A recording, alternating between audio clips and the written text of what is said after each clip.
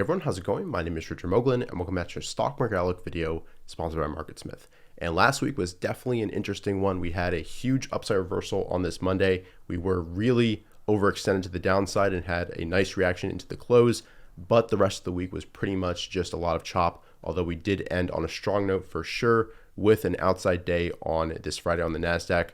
So I think the next few weeks are really going to be critical. Will we continue to chop around and even start a new leg lower? Or is this the start of a rally here and we'll retake 14,000 and make our way back above the moving averages? We'll just have to wait and see. It's not about predicting. It's just kind of about adapting and identifying the current trend of the market. Now looking at the NASDAQ, we are well below the declining moving averages here. So still maybe a little bit short-term extend to the downside, but that does not mean that we can't go lower. So keep that in mind. But until we break this Monday low, the current rally attempt is still valid.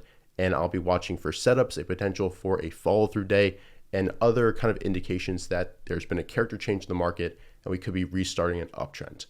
Now, the biggest factor for me is that there's not really that many setups that I'm really excited about in the market right here. Things are still kind of developing. A lot of growth stocks have been hit very, very hard and are still kind of forming out the left-hand sides of their bases. So if we bring up, for instance, a previous leader like CrowdStrike here, we're still just in a decline. We're starting to maybe form a rounded bottom, but I think it's still going to take a few more weeks before this kind of develops and is basically in a viable spot. For this one, it's going to take a lot longer than that. And going back to the NASDAQ, and actually before we get into the analysis any further, I just want to say in this video, we're going to cover a lot, including going through the market indexes, leading stocks, the IBD Big Picture article, and finally, the wishing well GMI signal. And if you do enjoy my analysis, please go ahead and take the time right now, just a few seconds, to click that like button down below. It really helps me out and my channel. And of course, subscribe if you want to see more videos just like this one every single week. And with that said, let's get into the analysis a little bit further. We are below a declining 200 SMA. And looking at the weekly chart, I think you can clearly see the kind of changing character right here. Although we did have a positive week with a nice closing range on higher volumes. So we'll have to see whether this low holds, as I mentioned, and maybe we have a constructive inside week and then we can start to move up back through that 14,000 level and let the moving averages kind of get back up under price and maybe form a higher low, and then you can manage risk right off that higher low. That would be kind of the ideal scenario in my mind. And drawing this out on a daily, maybe we move up to 14,000, then pull back on lighter volume, then start to move up. Then there's going to be a lot of setups moving up the right hand sides of their bases, and we can manage risk versus these swing lows right here and buy through that pivot. And this would allow the moving averages to kind of curl up under price and form that constructive right hand side of a lot of bases. So that is the NASDAQ.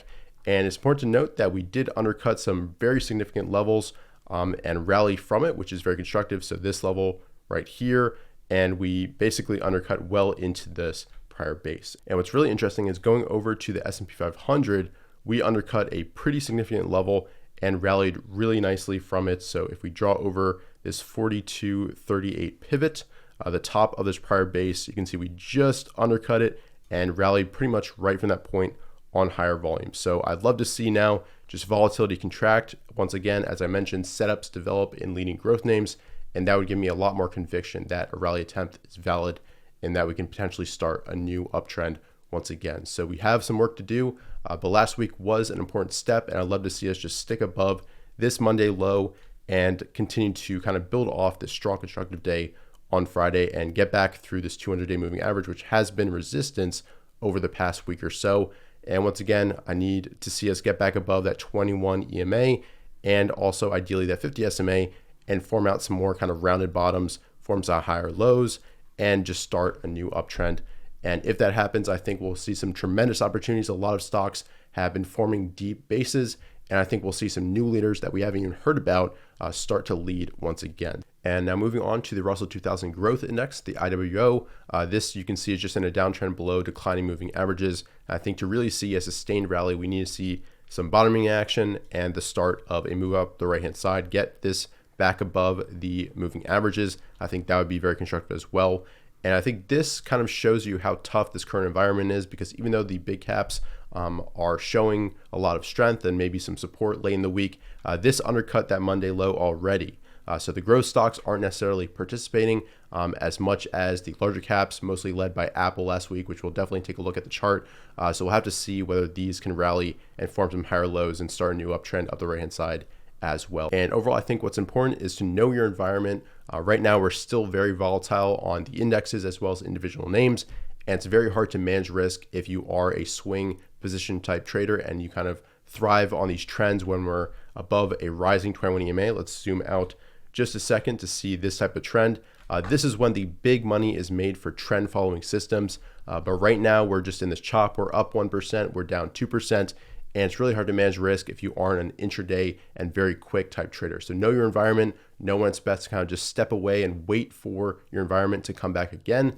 And don't feel pushed and pressured to switch up your styles and just day trade because often we don't make that much progress if we're not kind of trading the best way that fits with our personality and our experience as well. And if you are a day trader or just a quicker trader in general, there are definitely a bunch of opportunities here trading these oversold bounces. But if you're a kind of longer term focused position trader where you really thrive in environments where we're trending for weeks and months, know that's completely fine to just be in cash and waiting for your type of setups, your environment to come back again, because it will.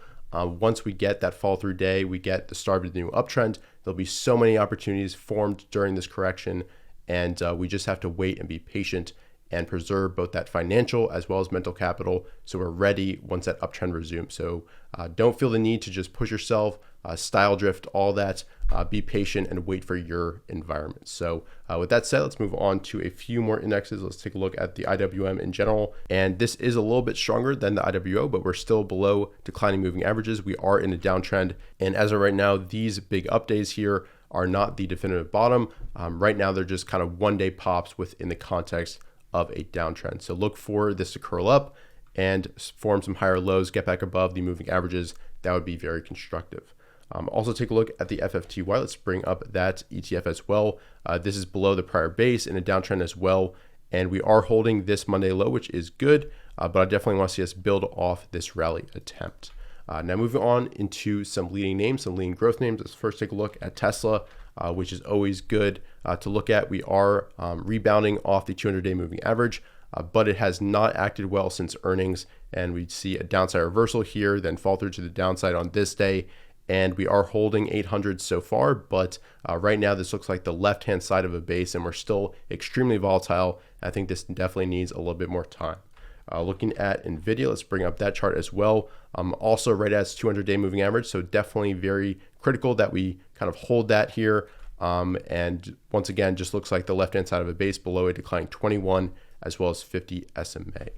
Now looking at basically the stock of the day on Friday, Apple, we had a gap up and very strong close on earnings. So this is very constructive and can kind of help the overall market as well because it is such a large mega cap. So definitely good action here. I'd love to see this fall through and maybe even have some inside days and just form some higher lows at the right-hand side below this all-time high. So that's definitely good to see. Also taking a look at Microsoft. This also had earnings last week. Big upside reversal here. Looks like this was the day of reported earnings. It kind of faded a little bit, but overall stuck above that 200-day moving average. And once again, I'd love to see it kind of move up from this point, hold 300 and form some higher lows up the right-hand side of this base. And this is a stage one base. We did undercut this one right here. So it has kind of reset that overall count. Now looking at some names that are kind of piquing my interest, let's first take a look at Bros, which was a name I played back in here. So recent IPO. And I love how it showed relative strength on these days right here, is forming that higher low potentially and is starting a potential move up the right-hand side of its base. Now looking at this chart, it does look a little choppy in here, but it is showing constructive action recently. And I love to see it kind of move up from this point, break through 50. And I also like the kind of volume profile, big blue bars and smaller red ones as well. Also taking a look at SG, this is another recent IPO that has maybe kind of formed out a little bit of a U here. And overall, the RS rating is only a 15, but the RS line is moving up recently over the past week. And we've had a push up on high volume and only one pretty much down day on declining volume. So these are just names to have on your radar and keep an eye on if we do see that kind of character change and fall through day. And now bringing it forward, this was a name that was holding up well, but is now below a declining 21 EMA, as well as the 50 SMA, and is holding above these lows of the consolidation. But right now just kind of looks like a bear flag. And we'll have to see whether this kind of falls to the downside or kind of forms a bottom here, forms a higher low, and starts to progress of the right-hand side of a base. But for all these names that have gotten hit pretty hard, keep an open mind, be flexible. A lot of them are under distribution at this point. A few other names of interest, Visa and MasterCard both reported really strong earnings and had really great reactions as well. They're starting to move up the right-hand side of longer term bases. Let's bring up MasterCard as well. These charts look pretty similar. MasterCard maybe a little bit stronger here within its base. It looks a little bit more rounded, and we'll have to see whether we progress. We are right at a potential pivot, 382.5. So expect maybe a little bit of turbulence, maybe some consolidation here, profit taking after a really strong move in just a short amount of time. Also some other names that have been acting well, Lockheed Martin moving out the right hand side of this longer term base, DE as well, not really a traditional growth name, but acting pretty well. You've got pivots right here as well as right here, forming a higher low potentially on Friday and above a rising 21 EMA. So in general, keep an eye out for stocks that are bucking this overall trend and are above rising 21 EMAs when the overall market is below the 21, 50, and 200 SMA. And lastly, it's also worth mentioning that a lot of the XLE names continue to be very strong, right near all-time highs, above their moving averages. For instance, if we bring up Oxy, this is a name that's been acting very well, nice volume as well. So if this is your type of trade, go for it. But in general, we're still in a very volatile environment, bringing back the Nasdaq Composite. So until these ranges really contract and overall group moves start to happen and a lot of stocks together start setting up, that's really going to be my kind of indication that we could really be starting a new uptrend. So keep that in mind. Cash is 100% a position, and just keep waiting and be patient for your setups to emerge once again.